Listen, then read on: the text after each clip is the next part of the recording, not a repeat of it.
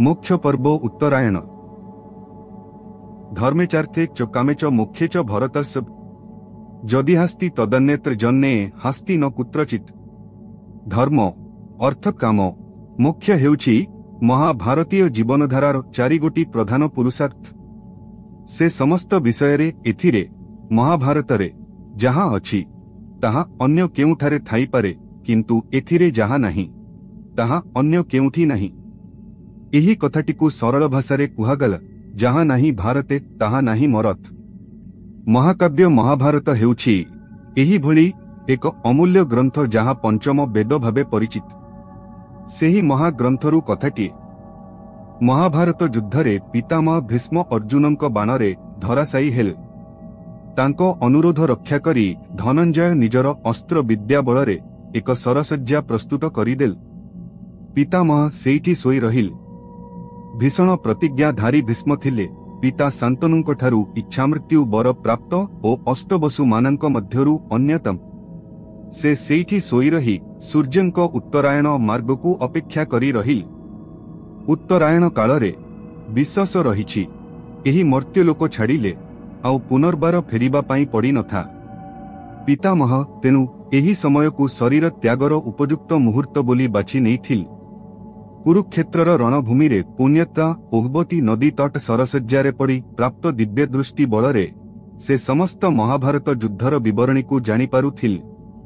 पितामह सरसज्जारे साईत थिबा अवस्थारे दिने धर्मराज युधिष्ठिर कृष्णंक पाखरे जाई पहुंची आश्चर्य होई देखिले प्रभु श्रीकृष्ण ध्यानरत। युधिष्ठिर पाखरे पहुंची यथामान्य करी कहिले, केशव आपण तो ए त्रिलोक पूजित नारायण, आपणंकु समस्ते ध्यान करिथांत, पुणी आपण काहाठारे ध्यान करुछंत।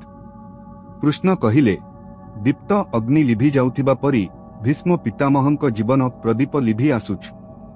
से परम ज्ञान, धर्मनीति राजनीति आदि रे तांक ज्ञानर तुलना नहीं। पितामह चलीगला परे एही समस्त ज्ञान ए संसाररू अस्तमित होइजिब। चंद्रमा अस्त गले रजनी तेजहीन होइजिबा परी पितामहंक प्रयाणरे संसारर सेही अवस्था ही हेबो। एही कथा भाबी मु सेही परम ज्ञानींकु ध्यान करुछ। हे धर्म नंदन, आपण शीघ्र जाई पितामहंक निकटरू से सबु ज्ञानकु श्रवण एवं आहरण कर। युधिष्ठिर कहिले, हे मधुसूदन, मु जानिछि उत्तरायण समय उपस्थित हेले पितामह महाप्रयाण करीब। आपणंकर उपदेश अनुजाई मु तांको निकटकु जीव। आपण मध्य मो सहित चलंतु। ततपरे पंचपांडव श्रीकृष्ण, सात्यकी, संजय, युयुत्सु ओ कृपाचार्य साथी होई पितामहंक निकटरे पहुंचिल। सेतेबेळकु व्यासादी मुनि ऋषि माने पितामहंक निकटरे पहुंची सारिथांत। सेमाने पितामहंक चरण वंदना करुथांत। भगवान श्रीकृष्ण समस्त मुनि ऋषि मानंक चरणरे प्रणाम करी तांकर कुशल जिज्ञासा कल। तत्परे से पितामहंक चरण वंदना करी कहिले, हे विश्ववंदनी परम ज्ञानी वत्स युधिष्ठिर, आत्मीयजन आचार्य गुरुजनों को हराई विभीषिकामय कुरुक्षेत्र युद्ध परे अत्यंत शंकाग्रस्त शोकग्रस्त एवं म्रियमाण होई पड़िछंत। आपण तांको शोक दूर करी ज्ञानोपदेश दियंतु। भीष्म कहिले, हे ऋषिकेश, आपण समस्त जगतर साम। आपणंकु अजणा कौन अछि जे मु ज्ञानोपदेश देबी। क्षतविक्षत पीड़ागत मोर शरीर पाई मोर मनबुद्धि किछि स्थिर नाही। मोर बाकशक्ति मध्य क्षीण होई जाइछि। एपरि अवस्थारे मु किछि उपदेश प्रदान पाई असमर्थ। श्रीकृष्ण कहिले, हे परंतप, हे महाज्ञानी, आपणंक समस्त पीड़ा एही मुहूर्तरे दूर होई जिब। आपणंक मन मृत्यु पर्यंत स्थिर होई रही। आजि ठारू 56 दिन परे उत्तरायण कालरे आपण धराधामरू विदाय नेब। आपण दिव्य चक्षु लाभ करी समस्त विषय मनन ओ स्मरण करि पारिब। आजि संध्या उपगत प्राय आम्भे जाउछु, काली पुनी साक्षात हेब। परदिन श्रीकृष्ण ओ युधिष्ठिर कर्तृक अन्य माने जाई पितामहंक सरसज्जा निकटरे उपस्थित हेल। श्रीकृष्ण पितामहंक सर्व कुशल पूछा करन्ते से कहिले, हे अच्युत, आपणंक अनुग्रहरु मोर समस्त कष्ट दुख एवं ग्लानि दूर होइछ। वर्तमान मु अतीत भविष्यत सबुकिछि देखि पारुछि एबे युधिष्ठिरଙ୍କ समस्त प्रश्नर उत्तर देबा पई मु समर्थ। श्रीकृष्ण कहिले, युद्धरे ज्ञाति कुटुंब मानंकु विनाश करी युधिष्ठिर अत्यंत अनुतप्त ओ लज्जित। से अभिशाप भୟରେ आपणଙ୍କ सम्मुखକୁ ଆସିବାକୁ कुंठाबोध करुछंती। पितामह कहिले, से निष्पाप। युधिष्ठिर क्षत्रधर्म पालन करिबा पई जाई केवल कर्तव्य मात्र करिछंती। सत्यनिष्ठ धर्मज्ञ कुंती नंदन निसंकोच होई मोते प्रश्न पचारंत। मु मोर यथाशक्ति विचार बुद्धि द्वारा तांकर समस्त संशय दूर करिबी। ता परे युधिष्ठिर राजनीति, धर्मनीति, अर्थनीति, न्याय, दंड भेद इत्यादि विषयक प्रश्न मान पचारि चलिल। पितामह तांकु गोटी गोटी करी से सबु बुझाउथांत। बुझाइबा छଳରେ से बहु कहानी ओ आख्यायिका यथा तिनिमत्स, मार्जार मुसिक आदि कही चलिथांत। बहु मनोरम उपाख्यान आख्यायिका छଳରେ पितामहंकर एही उपदेश महाभारत ग्रंथ मध्यरे एक विशाल अध्याय। महाभारत शांति ओ अनुशासन पर्वरे एहा लिपिबद्ध होइछ। एथिरे राजनीति, धर्मनीति, समाजशास्त्र, अर्थनीति विस्तारित भावरे वर्णित होइछ। दीर्घ 5 दिन धरी युधिष्ठिर एहा पितामहंक ठारू श्रवण करिथिल। पितामहंक उपदेश सुनी युधिष्ठिरंक समस्त शंका दूर हेल। से अतीव प्रसन्न हेल। सर्वशेषरे पितामह तांकु कहिले, एबे तुमे जा। देगण ओ पितृगणंकु संतुष्ट करी प्रजा मानंकर मनोरंजन कर। सुहृद मानंकु स्नेह पासरे बांधी रख।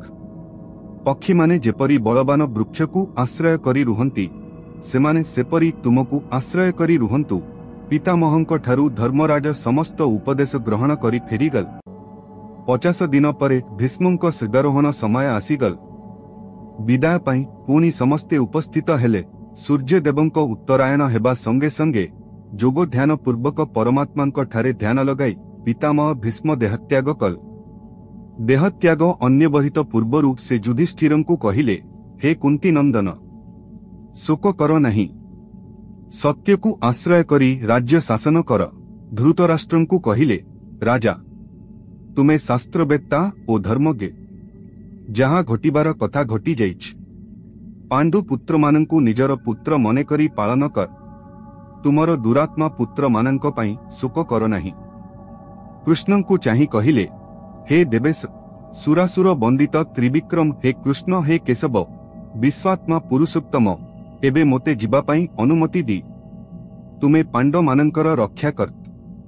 युद्ध आरंभ हेबा पूर्वरु मु मूर्ख दुर्योधनकु एहा कहिथिली, जेउठारे श्रीकृष्ण सेठारे धर्म ओ जेउठी धर्म सेठी ज। पांडव मानंक सहित तुमे संधि कर। किंतु ताहा हेला नहीं। हे केशव, एही शरीर त्याग पाई आपण मोते अनुमति दियंत, मो आत्मा परम गति प्राप्त हेउ। युधिष्ठिरंकु कहिल, मोते किछि पुष्प आनी दी, मु श्रीकृष्णंक पदवंदना कर। पुष्प आसिल। अणा जाइथिबा पुष्परे भगवान कृष्णंक पद वंदना करी देवव्रत गंगानंदन भीष्म भक्ति गदगद होई कहिले, हे जनार्दन, हे अंतर्यामी, हे सृष्टि स्थिति पालन लयर कारण, मोते टिकिए आपणंक सेही भुवन मोहन विश्रूप देखाई ए दुख शोकमय जगतरु चिरदिन पाई मुक्ति दियंत। हे प्रभु, मोते श्रेष्ठ स्थान गमन करिबार आशीर्वाद प्रदान करंतु। अन्य मानंकु अदृश्य भगवान तांकर अपूर्व विश्रूपकु भीष्मंकु दर्शन कराई तांकर हाथ मुठाकु परम श्रद्धा सहित जाबुडी धरी कहिले, पितामह, आपण निष्पाप, पितृभक्त ओ महामुनि मार्कंडेयंक तुल। मृत्युकृत दास भावे आपणंक आज्ञाधीन। आपणंक जस कीर्ति ए संसार रे सृजंक ज्योति परी झलसुथा। मु अनुमति देउछि, आपण देह त्याग करी परम धामकु प्राप्त हुवंतु ओ शीघ्र वसुगणंक सहित मिलित हुवंत। पितामह समस्तंक ठारू विदाय नेई मूलाधार चक्र ध्यान निविष्ट कले एवं तांकर आत्मा ओ अवरुद्ध प्राण ऊर्ध्वगामी हेबाकु लागिल। मृत्यु समय रे तांकर जेउ अंग प्रत्यंगरु प्राण छाड़ी जाउथिला सेथिरु सर सबु खसी पडुथिल। तांकर समस्त शरीररु प्राणवायु उड़ी जिबा परे शरीर सर सज्जा छाड़ी भूमि सज्जा ग्रहण कल। श्रीकृष्ण, युधिष्ठिर ओ तांको भाई माने गांधारी, धृतराष्ट्र, कुंत, द्रौपदी आदि कुरुवंशी ज्ञातिवर्ग समस्ते शोकपूर्ण नयनरे एही आश्चर्य दृश्य देखुथिल।